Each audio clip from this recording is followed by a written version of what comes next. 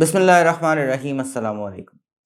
मैं हूं डॉक्टर याहिया नूरी, आज टीचिंग एंड लर्निंग के सिलसिले की एक नई वीडियो के साथ। मुझे अपने कुछ टीचर्स याद हैं, आपको भी याद होंगे। क्लास में एकदम से आवाज़ आती थी, पिन ड्रॉप साइलेंस। यानी कि क्लास में अगर एक पिन भी गिरे तो उसकी भी आवाज़ आए, इतनी खामोशी होनी चाहिए। और हम सब सहम के डर के बैठ जाते। कोई कहती थी आवाज़ नहीं आनी चाहिए बिल्कुल भी, खामोशी हो मेरी क्लास में। और हम सब बिल्कुल खामोशी से बैठ जाते थे। टीचर सबक पढ़ाती नहीं, हम सब सुनते थे। अच्छा, मेरी जो बहुत अजीज़ टीचर हैं, वो कहती हैं कि मैं बोलता बहुत था और मेरे बारे में लोग एक दूसरे को वार्न किया करते थे कि ये जो लड़का है ना, ये बहुत सवाल करता है और जब ये सवाल कर लेता है तो फिर कुछ पढ़ाना मुश्किल हो जाता है। क्योंकि मैं बहुत सोचता था, बहुत उल्टे सीधे सवाल करता था टीचर से और वो एक तरह से तंग होते थे। बाज़ उसमें से बाज़ शायद एंजॉय भी करते हों। बहरहाल, अब जब भी कोई मुझे देखता है तो खुशी होती है। मैं आपको ये बताना चाहता हूँ कि वो जो ज़माना था ना पिन ड्रॉप साइलेंस वाला, वो गुजर गया। पुराने ज़माने में जिस किस्म की तालीम हम बच्चों को दे रहे थे, उससे हमारा गुजारा हो जाता था। हम कुछ बन बना गए।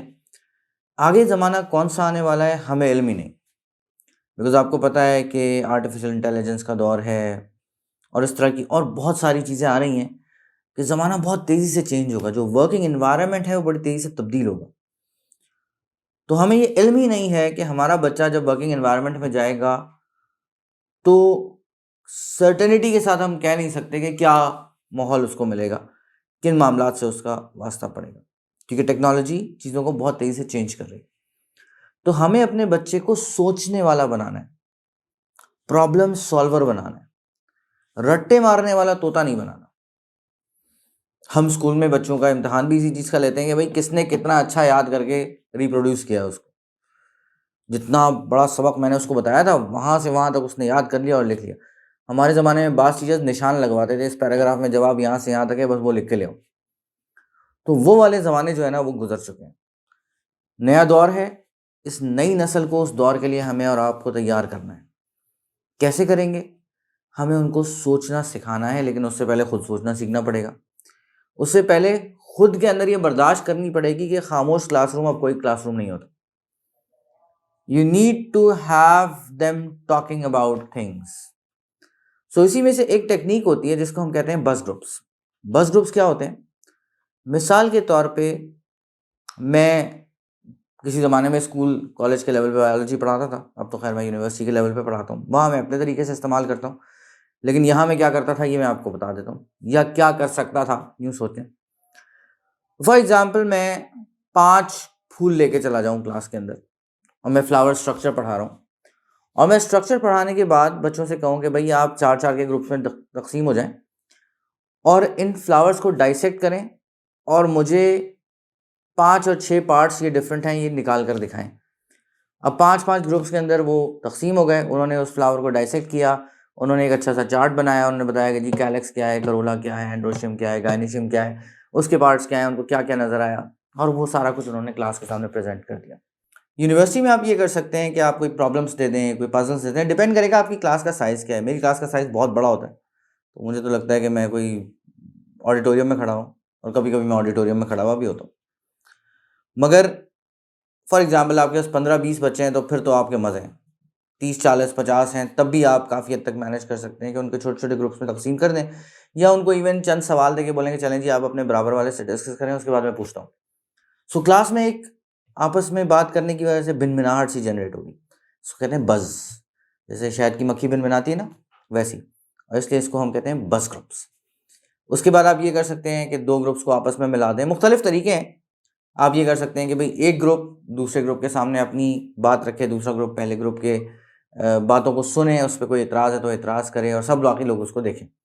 सो इससे क्या होगा? अंडरस्टैंडिंग डीप होगी, बच्चा उस चीज़ को एनालाइज करना सीखेगा और उस एनालिसिस के साथ साथ जो तज्ज़िये की सलाहियत उसमें डेवलप होगी, तो वो बातों को as it is face value पे एक्सेप्ट नहीं करेगा।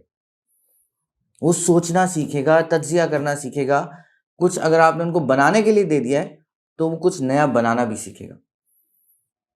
आपको याद होगा हमने ब्लूम्स टेक्सोनॉमी की बात की थी, आप चाहें तो आप ब्लूम्स टेक्सोनॉमी का लेक्चर देख सकते हैं। तो ब्लूम्स टेक्सोनॉमी के अंदर भी हमने ये बताया है कि हमारी हायर ऑर्डर थिंकिंग जो होती है, यानी कि हम एक तो चीज़ें याद करते हैं ना, उससे कुछ नहीं होता। हम जब चाहते हैं कि लोग तज्जिया करें, सोचें, समझें, अंदाजे लगाएं, प्रिडिक्ट करें चीज़ों को और किसी दलील की बुनियाद पे, किसी साइंटिफिक डेटा की बुनियाद पे प्रिडिक्ट करें, तो उसके लिए हमें उनके अंदर हायर ऑर्डर स्किल्स चाहिए होते हैं, क्रिएटिविटी चाहिए होती है, तज्जिया करने की सलाहियत चाहिए होती है, प्रॉब्लम सॉल्विंग चाहिए होती है। ये सारी चीज़ें कब आएंगी? जब आप उनको सोचने वाले काम देंगे, जब आप उनको याद करने वाले काम देंगे तो बस वो रिकॉल करके आ जाएगा।